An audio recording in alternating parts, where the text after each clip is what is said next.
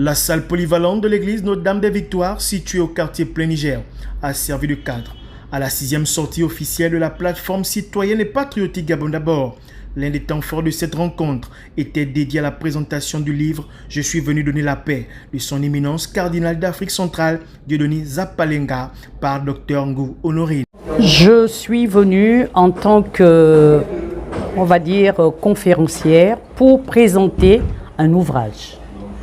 Un ouvrage sur le cardinal d'Afrique centrale, monsieur Dieudonné Zapalenga, qui a écrit un livre que tout le monde doit lire, tout Africain doit lire, tout Gabonais doit lire. Pourquoi? Parce que cet homme, je pense, dans son propos, veut nous montrer que nous sommes, en tant qu'Africains, en tant que Gabonais ou Centrafricains, des artisans de notre développement, des artisans de notre unité, des artisans de notre solidarité. C'est un livre qui est instructif parce qu'il vous permet de voir en fait les raisons de la guerre civile qu'il y a eu lieu en Centrafrique, de la guerre fratricide.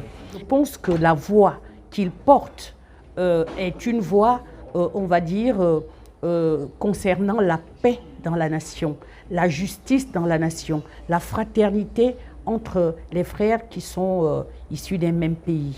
Le vice-président de la plateforme citoyenne et patriotique Gabon d'abord, Edmond Onkemvelen Kogo, a justifié l'importance de la présence d'un tel ouvrage dans le paysage littéraire gabonais. Le thème que nous avons choisi concerne et interpelle les hommes de Dieu du Gabon, qu'ils soient catholiques, qu'ils soient protestants et qu'ils soient musulmans. Aujourd'hui, Madame Honorine Ngou, Dr Honorine Ngou, a été chargée de nous présenter le livre du cardinal Dieudonné Zapalenga. Le cardinal a été clair d'après l'exposé de Madame Honorine Ngou. Il demande aux chrétiens de se mêler de la politique, de participer aux choses politiques.